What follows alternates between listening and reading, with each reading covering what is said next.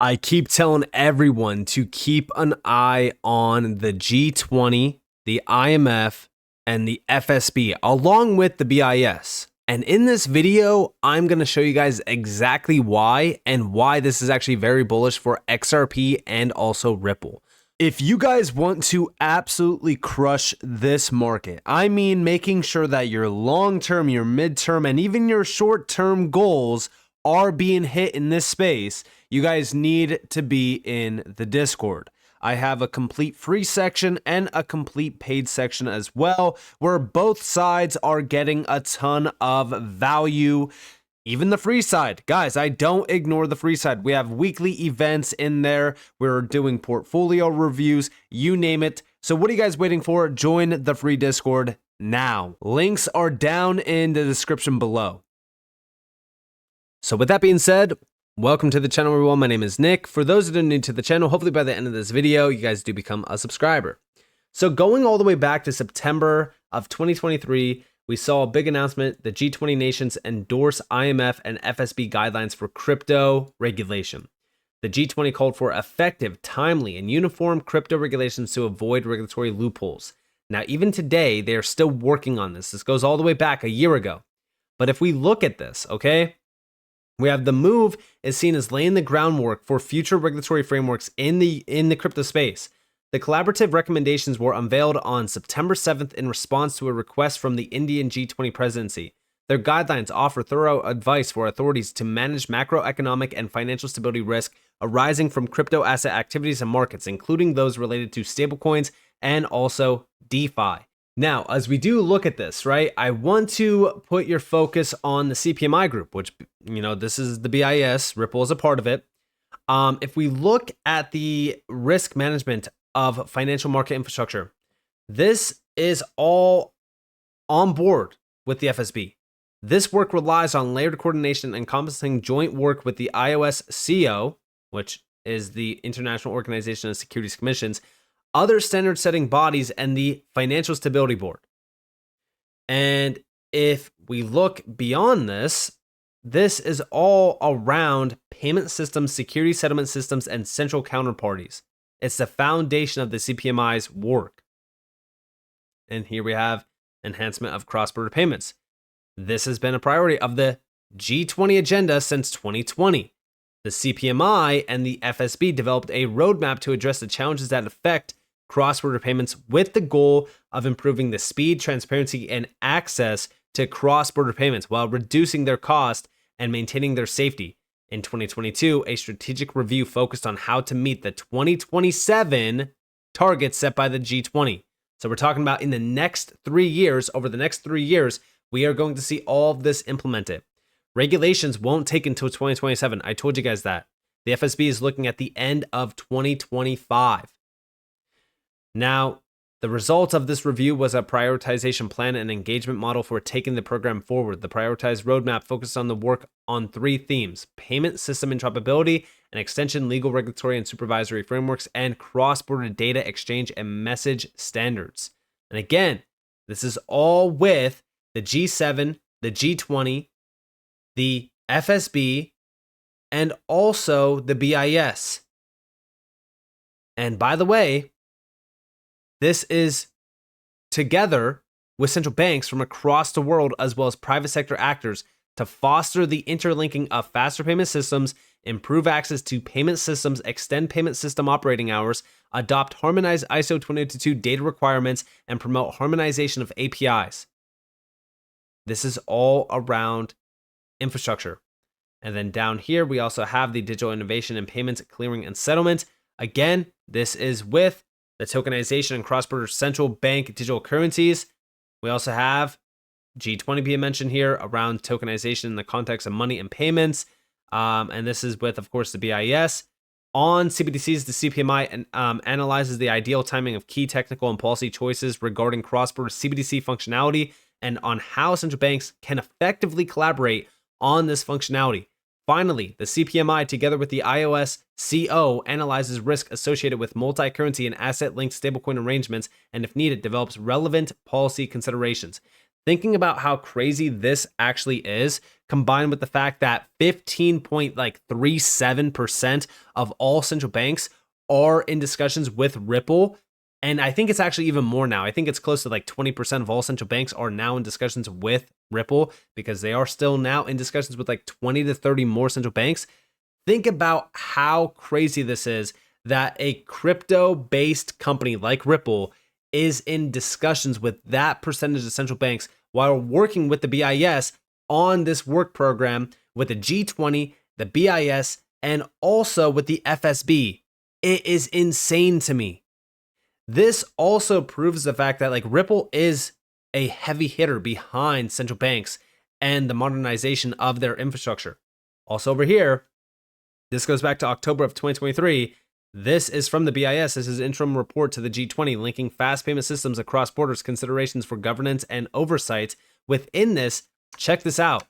I don't know if you guys can see this on my screen, but this is settlement. Number 5, legal finality and technical settlement, real-time gross or deferred net settlement, settlement currency, type of settlement asset, commercial bank money, central bank money, and crypto. They are literally including crypto as a type of settlement asset. And this is a source based on the CPMI, the BIS Innovation Hub, the IMF, and the World Bank back in 2023. How crazy is this? This is insane to me. Now, outside of this, we also have from the World Bank, because the World Bank is tied to all of this. This is from the World Bank. This is central bank digital currencies for cross-border payments. Remember this from November of 2021, where XRP and also XLM were both mentioned, Stellar and Ripple as well. 2 digital currencies that fall into this category are RippleNet's native digital currency, Ripple XRP, and Stellar Networks' native cryptocurrency, the Stellar Lumen XLM. Both Ripple and Stellar enable faster and more efficient cross-border payments relative to correspondent banking. This is stablecoins for cross-border payment. Now, outside of this, let's go over here. This is from the World Bank. This is why this document is still very important. This is also why this document is still very important. And this is why all of the CPMI work with the BIS is very important. This is from Subjective Views. Lowering the cost of cross-border payments remains a priority for the World Bank and the G20. There are only a handful of fintechs tackling this problem in the MENA region. We know how big Ripple is in the MENA region. But this is from the Global Director, Finance, Competitiveness, and Innovation at the World Bank. Check this out. There is a balance between private sector and public sector, as always in their situation. So what we see, and we have a very good example here, is also supervisor creating more space for innovation, balancing that with consumer protection and financial stability, but creating those sandbox, allowing innovation, which is very welcome. And again, we are all learning, sometimes running after the innovation of the private sector. So finding that balance is good. And I think MENA is really helping, and Saudi Arabia setting the example. All right. What are, in your opinion, the key challenges and opportunities in establishing those standards globally for the fintech sector? So, cross-border transaction, cross-border payment is a huge priority for the World Bank. I mean, just think about the impact on remittances in a lot of economies. So first, to the GDP of the countries, but also to the people receiving this money. So we want to make them faster, more efficient, more accessible, and more transparent. This is an agenda for the World Bank. This is an agenda for the global community. There is a G20 roadmap. And we are already seeing the benefit of fintech in cross-border payment, not as much as we would want. So this is the agenda of tomorrow. So you have application offering multi-currency payments and transaction. The fast payment revolution, which is at the moment very much a domestic one, in our view brings a lot of potential for cross-border payment because you can link together fast payment between different countries. This is the interoperability. And how to say that word is in itself complicated, but where you connect domestic system and allow for seamless transaction. That means a lot of regulatory works to make sure that people use the same standard and a mutual recognition, but by this direct link, you can be faster, more efficient solution, and this is really what it makes it also more accessible. And then there is a benefit for the economy and the customers. But for this, you need to have the foundations in place. And I think one important finding that we have is that the progress made at the domestic system including fast payment, has benefit immediately on cross-border payment. So just to a couple of numbers. The cost of sending remittances from Singapore to India when you use digital channels is already under 1%, which is 50% lower than when you don't use digital channel. So you see the impact on cost immediately. We see already global players, including SWIFT, connecting the system together. So we see a lot of evolution. But for this to happen, you need to put in place the foundation somehow from a regulatory and technological standpoint at the domestic level. So fast payment system, using them completely, opening the market, interoperability even domestically, so that you don't have silos between the system, ISO, so standard in terms of quality control. So we see a lot of progress at the domestic level, and really the next agenda is interlinking the payment so that you can connect directly cross-border, and that's where new technology, new innovation, and the fintech can play an important role. All right. And this is what's going to separate a lot of people in this space, because I know for a fact that there is only a certain percentage of you guys out there that are watching this video that actually stayed until this point. I'm not even joking. There's a lot of you that probably clicked off before we even got past this video, before we even got to this video. And this is what separates a lot of the market participants right now. Because what we just heard, and this is from the World Bank, he just outlined the entire plan. Remember that the World Bank is not just some small organization. They are one of the organizations that are tied back to the global harmonization of crypto regulation. They're tied back to the CPMI with the BIS, by the way. A lot of what we are now hearing about, digital currency, infrastructure, innovation, interlinking of these payment systems, all of that is also with the World Bank. Even this document, this is, linking fast payment systems across borders, considerations for governance and oversight. This is also a source from the World Bank from 2023 with the IMF, the BIS, the CPMI. Crypto is a settlement currency. This is a very big deal. But what's crazy to me is so many people will overlook this. So many people will just, they won't even listen to some of these videos. This is what's going to separate a lot of people. And when we think about that, right? What percentage of XRP holders will actually get rich? Because a lot of them will sell way too early. A lot of them will get shaken out. This is why I focus on the connections. And when we think about Ripple, right? They're working with the BIS. They're working with the ISDA. They've been spotlighted by the IMF.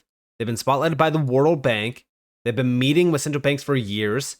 While they build these strong connections, they are also exposing XRP to all these huge organizations and central banks. Focus on the bigger picture. I told you guys this. I warned you about this.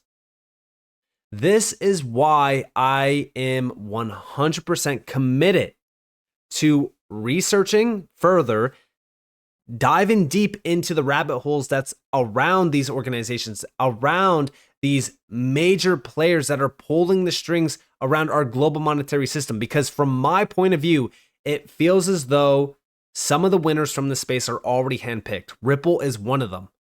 Quant's another one. We've talked about Quant multiple times on this channel. Focus on the big picture here. So with that being said, I hope you guys enjoyed this video.